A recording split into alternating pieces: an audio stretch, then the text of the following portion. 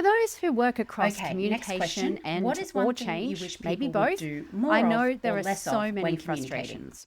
From dealing with changing decisions to people just changing your comms for the sake of it, and everything in between, it is very rarely an easy ride. But you are in luck, my friend, because today, help is at hand. On today's episode of the podcast, we are doing things a little differently. I interviewed my friend and amazing change manager, Gilbert Kruidenier, and we have shared some of our pet peeves, but also how to address these challenges. You will finish this podcast with a bunch of ideas you can try for yourself. But before we get into it, a little about Gilbert. He's an organisational change expert with more than 20 years of experience across retail, education, disability and aged care, manufacturing and government.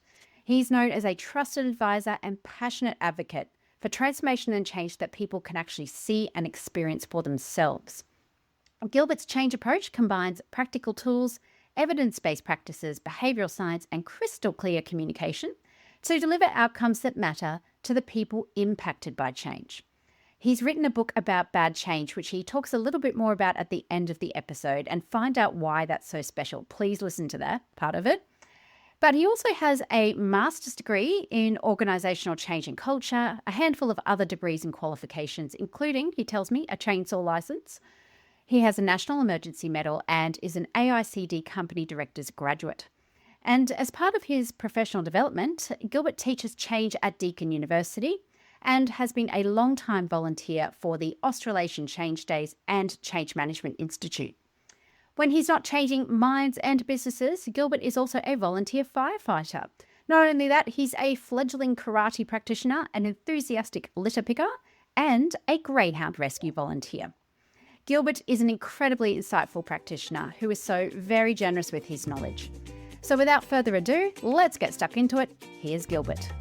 Gilbert, welcome to Less Chat and More Matter. Thank you. I am so excited to have you here because big fan of yours, obviously, and all the great insights that you share on LinkedIn. And also, I really love your way of saying it like it is. So I appreciate that as a fellow change and comms enthusiast. So today we are doing things a little bit differently. But before we get into that, can you tell our audience a little bit about you? What do you do? How did you come to develop your expertise in that space? So I've been working in the change field for about 20 plus years now, and I always hesitate to call myself a communication professional because I know the difference so well. I came to the change profession from a process improvement background, so I was always looking to optimize processes, often in industry, like technology or production or even the military. And after a while realized there's a component missing, which is of course the people component. And I found that with words and images, you can get people on your side a lot easier than just trying to bash them with logic. So that's how I found my way to change and never look back. Oh, brilliant. Well, I'm glad you did find your way to change. And speaking of which, that is what we are talking about today. So for our listeners, I reached out to Gilbert a couple of months ago and said, let's do a podcast on our top pet peeves for change and comms. And Gilbert didn't just send me 5. He sent me, 2-page Word document. There were 20. It was a death then. So what we've done is chosen sort of just the top ones that I think are probably the most common pet peeves. We're not just going to whinge about it, though. We are going to offer some of our solutions and ideas for how to circumnavigate some of these challenges. So let's get into it. The first one was when marketing and comms say no to your change comms. Gilbert, tell me why that's a pet peeve of yours. Because it is where corporate communications and real life people communications meet. Like there's a difference between what a brand needs to say to its clients and customers, and I get that. But then staff don't need all that additional packaging. They already work there. They already know all this stuff. They don't need to be sold on the message. They said yes to a contract at some point. So I'm going to assume that they know what the business is about. So that conflict adds a lot of layers of unnecessary communication. Also makes you use words that are not very helpful when you want to communicate to people what is going to change for them to wade through. So you lose them in the first 2 minutes. And you're like, but I had interesting and important things to say. And then people are just not there for it. And they recognize their own internal comms often and just go like, no, thanks. I'm good. Yeah. I'll hear it somewhere else at the water cooler. And then It's a missed opportunity. Yeah. And I also think the other challenge that I find is being on a project and having comms that you need to get out through those group internal channels, and the internal comms team just says, absolutely not. Yeah. And I've been on both sides of that. I get the arguments on both sides, but I feel like that's something you've also experienced. Yes, very much. And it's often at the moment when you can least use it. And I always blame myself. I don't want to get to the solution straight away, but it's go like, could have seen this coming, because when is it ever different? But sometimes you get a completely wrong read of the room. You go like, oh no, they're totally on board with this. And then when push comes to shove or go live comes near, they go like, no, we've got processes. You go like, oh no, it's gonna take forever. Yeah, feels. Okay, so let's talk about some potential workarounds or ways to solve this. What ideas do you have? Well, I always try to play nice first, get to know their processes, because often they are very under the pump. I once worked in an organization of 16,000 people who had 1.5 person for internal and external comms. So that gives you a good perspective of, okay, they're not just being unpleasant to me, their life is just hard. So if I can work with them, know the style guide, know what the requirements are, don't come up with my own funny fonts that they can really not appreciate, even though, whenever do you really need your own project font? I don't know. Maybe if you're a visual designer or whatever, but in most projects, just stick with the normal things that people can say yes to. I try to look for a compromise sometimes, like if I do this, can you then do that? Most of them are willing to negotiate. If you show like, hey, I've done my homework, I'm not showing up with weird stuff. Try to speak their language, try to fit their schedule as much as you can. But yeah, if all else fails, just escalate it to your sponsor, because at some point you need to get some certain words out, or they need to make sense in the project context. And if they don't know the word, they go like, no, that's a complicated word. You're like, yeah, but it's not for clients, it's internal. And then they're like, well, it could go outside. Like, that's true for everything. But yeah, that's a worst case. Escalation, definitely not my first option, or even the second or the third. Try to walk a mile in their shoes and see how you go. Yeah, I totally agree. I like your focus there on curiosity. So kind of understanding where they're coming from is it's really key. And to your point, doing the homework. So, not just going and saying, here's some comms, can you send it out? But saying things like addressing what their potential objections might be, really. So I've looked at the style guide. I've looked at what you normally send out. I've, written in the way that you normally write this. It's within the word limit.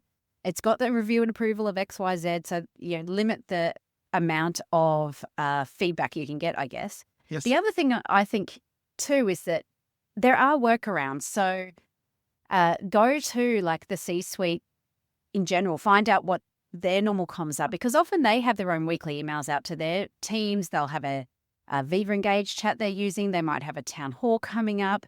There are other ways other than group channels to get your comms out to the group. Absolutely. And I think you need to just sometimes have a little bit more of a creative outlook.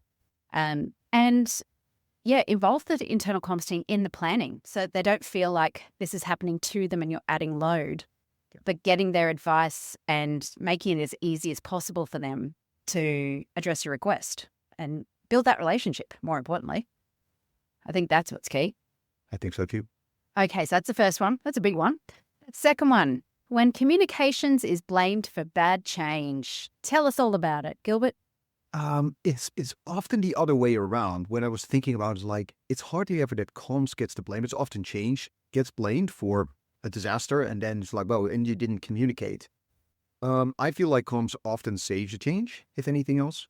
But if comms gets blamed for it, you have to make sure that you've got your schedules, that you've done your homework, that you said, look, I've created all this stuff that I wanted to send out, that I've used multiple channels. I was ready for this. And then you send in your hands for a couple of weeks. So totally fine if you want to blame me, but there's a little bit of blame to go around. Because I'm never one of those people who just takes it lying down. If I've done something wrong, I'll admit it, that's fine. Mm-hmm. But it just doesn't happen that often with comms because you've got so much time in preparation often. I mean, if something has to go out like the next day, expectations should be a bit lower. And I try to manage them carefully. Like, well, I had to push this out in just 2 hours. So I don't know what sort of level you were expecting, but this is what I can do with 2 hours. And generally people are okay with that. So if you prepare and you explain to people how you got there, but don't make it sound like you're whinging or blaming everyone else aside from yourself, it's generally okay. But yeah, sometimes you just have to eat it. And I would go, my own thought on that is I would go back to that curiosity principle and ask questions like specifically, how could we have done this differently? So what is it that you see that was done incorrectly that could be done better next time, or that didn't work this time? Because sometimes I think people in their frustration just do this broad brush, the change was badly managed. But when you actually start to dig into the specifics, it can bring them back a bit. It can be like, oh, actually, it was a leadership issue. It was this decision was made over here. It was, so getting them to think more specifically and slow down their thinking processes and use it more as okay, well, how are we going to improve on this? What can we learn so that moving forward we can not make those mistakes again and make it better? And I think present the facts, right? Like, Yep. Here's the data. Here's what it's telling us about what worked, what didn't. You can't, well, I mean, I'd like to say you can't argue with the facts, but people argue with the facts all the time. We've now got alternative facts, right? Where you could just bring your own if you don't like the other ones. But I've had very good experience in this space where if you just show them look, we had all this scheduled, and of course you have to do the work yourself. Like if you tell your steerco 4 weeks in advance, hey, this is your schedule, this is how we want to do it, and they say yes to that, and then 3 weeks later everyone's up in arms about the comms not working. Like, well, this was the plan. You had an opportunity to speak against it. So I tend to not get upset and take it personal because I know they're distracted. But at the same time, there's only so much you could do in the time that you have. Exactly, especially when it's a poorly resourced change. Yes. Which brings us to the next one, which is when people, whether it's C-suite, project managers, whoever it might be, confuse the role of a change manager and a communications manager. I'll hand over to you first. I feel like here we often don't help ourselves as change managers because we love to help people. And then we say we can do everything. As I said at the very start, I understand the difference between a change and a communications person. Often advise organizations that they should actually hire a comms person more than a change person because it will do them more good for the limited budget that they have. But when you get expected to do both of them, and I've been in those roles, and it's not impossible. It just depends on the scale of the project because one human can only do so much work in a given time frame, which is often a problem in a project. But if it happens, expectation management is the way to go. I very clearly step out these are all the things that need to happen. 99% of the time, clients really don't have an idea what a comms person actually does. So if you show it to them, you go this is how long that actually takes. You walk them through it, and it doesn't have to be a detailed blow by blow. It's it takes me about 4 hours to put this together from start to end. For example, a survey, they go oh yeah, and then you send it out. Yes, and then there's about 27 other steps that also need to follow. And when you show it to them, they go oh, that makes total sense. Thank you for clarifying that. Here's your 16 to 24 hours that you need. Instead of oh, well, okay, there's 2 hours that I'm sure you can send out that email by then. So it's really managing those expectations well, saying, look, this is a role for a comms person. This is a change person. They're not the same thing. And here's how they're different. So again, not getting upset or getting annoyed with them because this is not their world. It's our world. We have a responsibility to explain it. Yeah. And I think I would say the same thing. It's, I still get frustrated when I see roles that are advertised saying change and comms manager. And they are two different things. You're asking one person to do two jobs. And that is the output you will get. That is the outcome you will get if that's what all you're willing to invest in it is one person to cover two responsibilities. But that frustration is to be tempered by people don't know what they don't know either. So, they see everybody else hiring change and comms managers. So off they go and hire a change and comms manager. And so I think it's that education piece of being really clear, yes, they're both important, but they have different roles to play on a change project. They produce different things. They produce different outcomes. They work together, but they've got different skills. And I often say, I have my change management qualifications, but I'm not a change manager and I don't want to be. I think what you guys do is amazing and I don't want to touch it with a 10-foot pole. Fair enough. I'll stay in the comms lane. But it is, and I think it's still making that case around, well, if you poorly resource something, then the chances are that the outcome won't be what you want it to be. You've got very high expectations, but what you need to reach those expectations is well above what you're willing to put in. So guaranteed. Yeah. Yeah. Something's got to change. It's either the expectations change or the resourcing changes. Pick your poison. To a degree. Yeah. How do you find people respond when you do say to them, look, I think you need to think about this differently? Depending on who they are or how much time pressure they're on, generally they respond to it really well, especially if you show them hey, I've got 27 messages that need to go out to 15 different cohorts over the next 2 periods. You talked to me about communications overload, executive X. So this is what that looks like if we do it. We shouldn't do this. This is a bad idea because people are not going to pay attention. And then sometimes they come back and say like, oh yeah, but I've heard this thing about you need to communicate it 5 times. Yes, but not in 5 days. So that's not how it's going to work. So often the voice of reason, or to just step through them. And again, as we've just discussed already, like if you walk a mile in their shoes, you go like, okay, so they don't actually know how this works. As if I would have to do something in the financial space, if something related to accounting or payroll, I'd have to listen to the expert as well, because I wouldn't know how to do it right. I've got this general idea, but I can't actually do the job instead of just understanding the job. And I often find people are willing to listen. I guess it depends on how you put it in front of them. That's true. And yeah, I think your point there around we do hire experts. Listen to them. That's what they're there for. I'm the same. I would not think about touching the accounting or finance side of things. That is not my jam. But getting the advice on that, and I think just helping people to understand, there are different models. There's different ways of doing things as well. And so it's not just an either or. It's here's some options you can give back to them, so they still feel like they've got that sense of ownership and empowerment and choice over how they're resourcing their project. But you've helped them in making that decision by giving them different options to get to there. Now that leads us to our next one, which is when we underestimate the communications workload. Yeah. Let's talk about it. Let's be specific about because I never underestimate it. I am always the person who plans for it. And I literally, so last week there was a change management event which talked about the single view of change. And one of the 3 panel members had a very clear, and I was almost about to jump up and start applauding while she was still talking, a very clear line about work it out, like make it to the detail level of the task. How many hours do you need from the person doing the work, and how many hours do you need from the person receiving the work? And that's what I always do with comms, and my stakeholders, Circo, they love it. They could just like, so this is going to take like 175 hours. Yes. And here's the step out for these 25 tasks and how long they take and why it takes so long. And you present it in an overview, right? You're not going to write a 12-page report. Like, this is how this is going to work. And like, that makes so much sense. And honest, they've often not seen that before. They're like, oh no, normally a consultancy X comes in and they just tell me like, this is what's going to happen. But so take them down to that level where they're still comfortable and overwhelmed. And then it just doesn't happen. Sometimes you get the conversation about, can we maybe integrate a couple of messages? And then you have to explain to them, it's like it's a different audience, different type of engagement.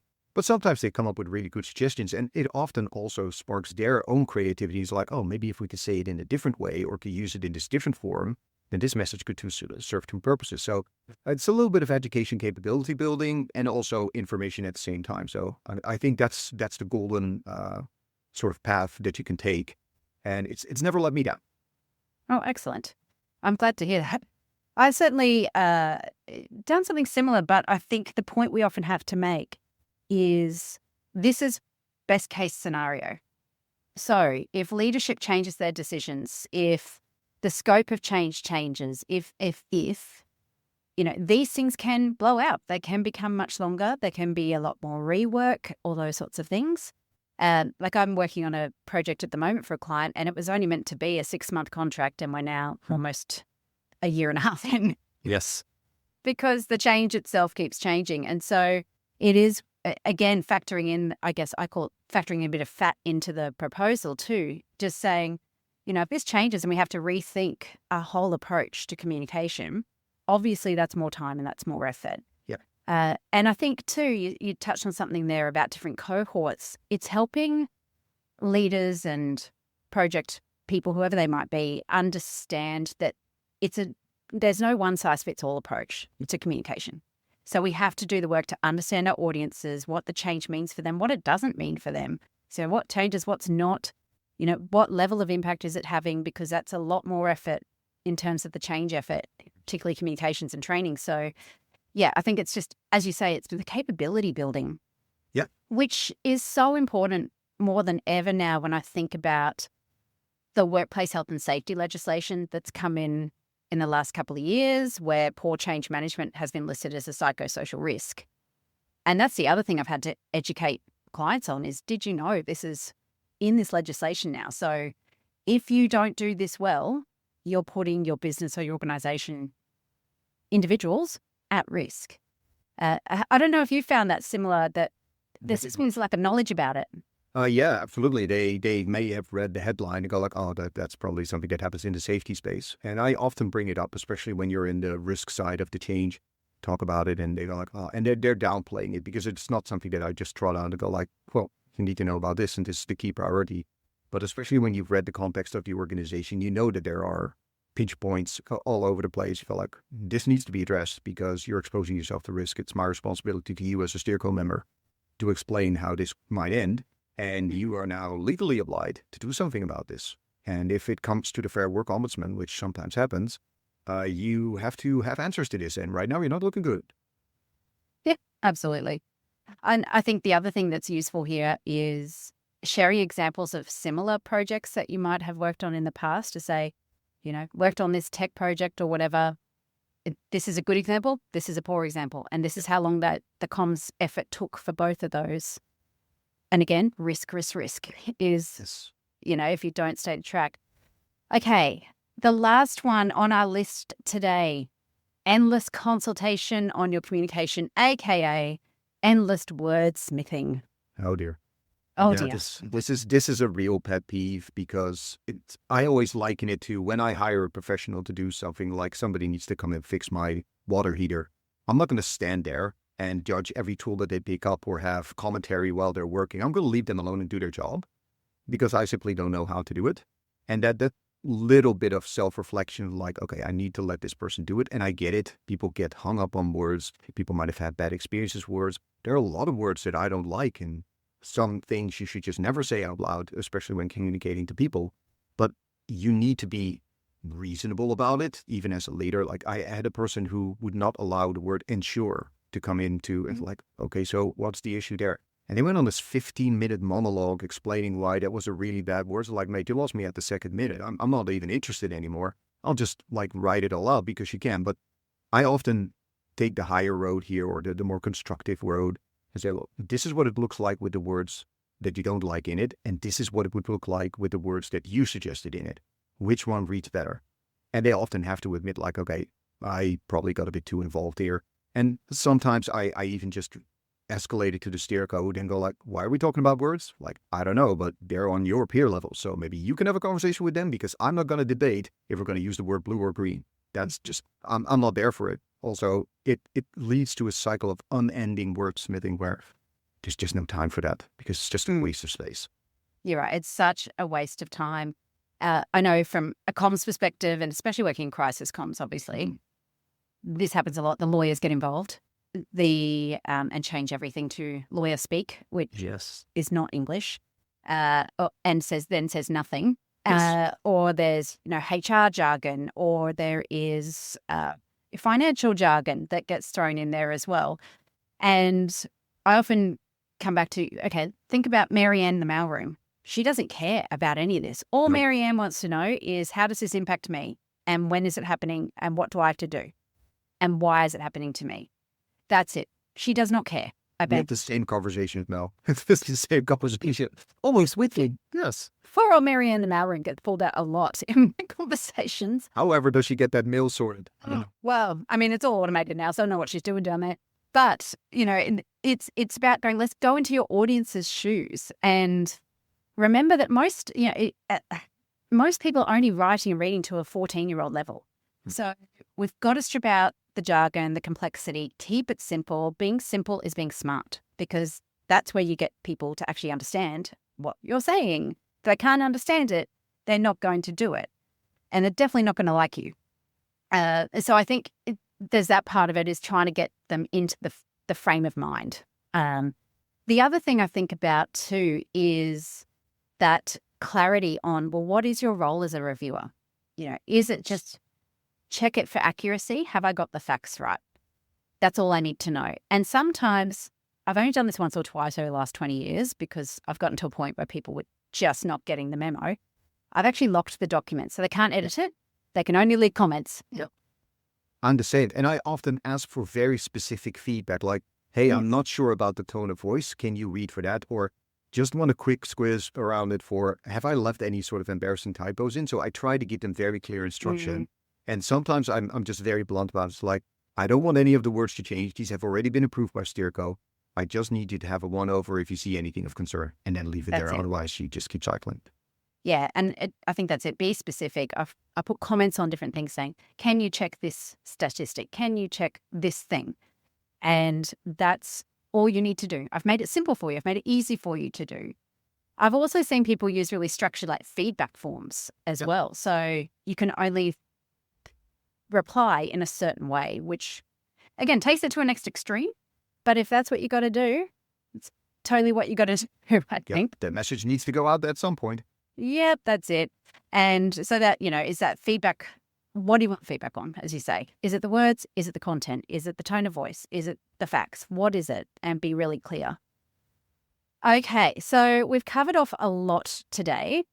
So my question to you, Gilbert, what is top of mind right now for you as far as changing comms goes? What do you think is changing? What do you think is new or something that we should be interested in? I'll answer that in two parts, if I'm allowed. So what I'm seeing is that the value of communication gets understood more and more. It's really great. People are starting to understand in decision-making roles, starting to understand that you can do a lot with words, especially with imagery combined with words. That's really positive. Slightly less optimistic about the introduction of AI-generated words because people can still tell, and it is good material, but it's also very generic, and you need to give it a lot of context. So it doesn't actually save you that much time because most companies have a certain style or a certain voice, especially if it's the same person writing these things. The decision makers then feel like every message can just be written in 15 minutes, not realizing that they're often the timekeeper or the gatekeeper, so to speak, where you just have to wait for their approval and their way, because an AI could turn it around in 15 seconds. And I've seen stuff written by an AI that I use that is almost indistinguishable from my own writing, where I'm like, well, this is right, I'm moving in the right direction. But when I give it to an exec and they want to change the words because it doesn't quite feel right, there's still ways to go. So yes, I'm seeing them adjust more and see the value of communication within change management. But now the understanding is also going towards, the perception is going towards more. Everyone can do this. And that's just not true. It's still not true. I don't know if it will ever be true, but communication takes a lot of time. It's an actual job. And just because we send emails doesn't necessarily mean that we're communicators. And I would put myself in that camp as well. I've got a lot to learn in that space still, but it's sometimes quite shocking that people send out messages that still have the prompt for their AI in there. Could have proofread that a little bit better. I agree. One of the things that's top of my mind is very similar. It doesn't matter what technology you use. The AI, before we had AI, we had some version of it really for years. We've had social media be introduced. We've had the internet be introduced, email be introduced. Things will keep changing. That's technology. It's always going to change. But the audience is still human beings. Yes. And that's, to me, is where comms and change people add so much value, because it is that human-centered view. We look at the comms that the AI produces and go, if I'm a human being on the other end of this, how would this make me feel? Yeah. And that's the insights that it doesn't necessarily bring into it. You can give it as some insights, but your audience, and AI doesn't have a gut feel. Not yet, at least. Not yet, until it takes over the world. And there we go. All right, Gilbert, I've got 3 questions I ask every guest. Are you ready for those? I am. He is. All right. What's one of the best communication lessons you've ever learned, and how did it change the way you approach communication? I would say ask more questions, always more questions than you think. So you can then, this is the second part of it, acknowledge people's emotions, because those are the 2 major things that I always try to keep in mind when communicating. As you just said, it's still about people. Change is as much about people as communication. So if you ask more questions and they'll go in with your assumptions, then acknowledge what people are actually feeling instead of trying to educate them in the moment. They're like, oh no, you're completely wrong. Just acknowledge it, because that's often what people are looking for. Just like, hey, am I crazy here, or am I actually seeing what's happening? And oftentimes they've got it right. And then you can just use words to explain to them, like, look, this is what you've told me. This is what I know about the change. Here you go. So I found that helps a lot. Instead of going in with your assumptions in your script book, just listen to what people are saying and then adjust your story accordingly. and they'll feel acknowledged, your message gets across, and they'll walk away from that conversation thinking like, finally, someone gets it. And they're going to tell 5 other people. So now they're doing your job for you. Love that. It speaks back to, I feel like curiosity is one of your strongest traits. And that piece around, like you said, some people just want to feel heard.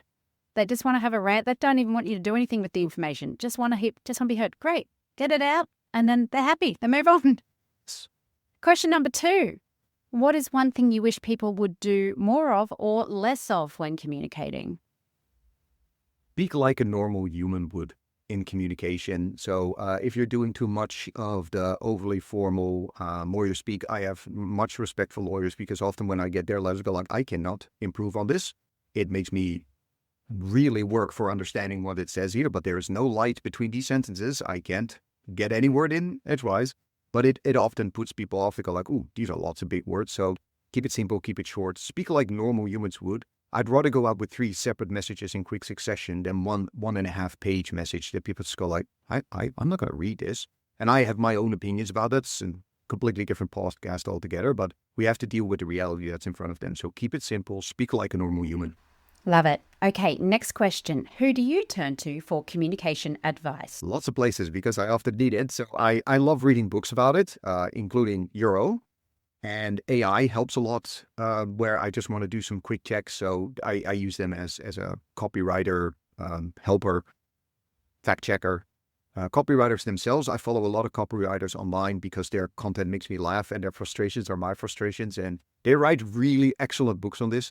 And then last but definitely not least, marketing campaigns on the radio, online, because that language is language that connects. You might not always like it, you might not always agree with it, but there are people getting very well paid to come up with things that are just catchy, that uses words that connect to the right demographic.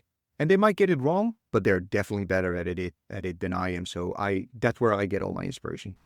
Well, Gilbert, thank you so much for joining us today.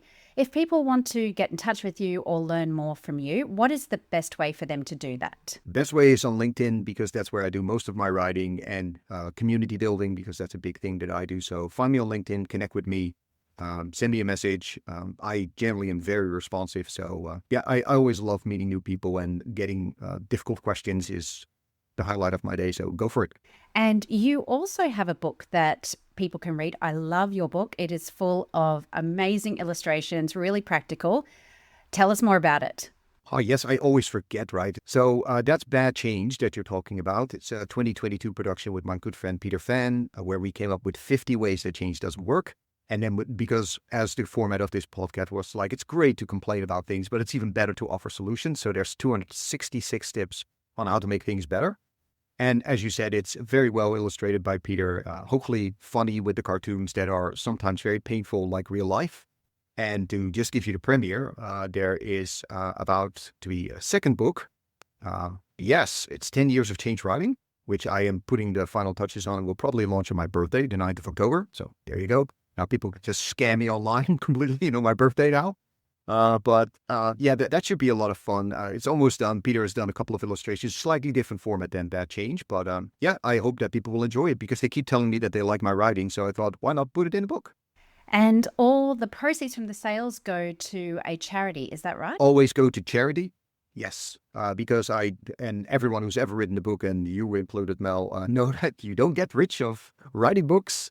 But we have managed, because of all the collaborations that I've done with Peter over time, managed to put, I think now, $30,000 by now towards the National Homeless Collective, who do a lot of great work for people in very difficult circumstances. So yeah, it's a great cause. Everybody wins. When you buy the book, you support the charity, you get a few laughs, and hopefully learn a couple of things too. Amazing. So many reasons to read the book and get in touch with you on LinkedIn. Gilbert, thank you so much for joining us today on Less Chatter, More Matter. Absolutely. It was my pleasure. Thank you.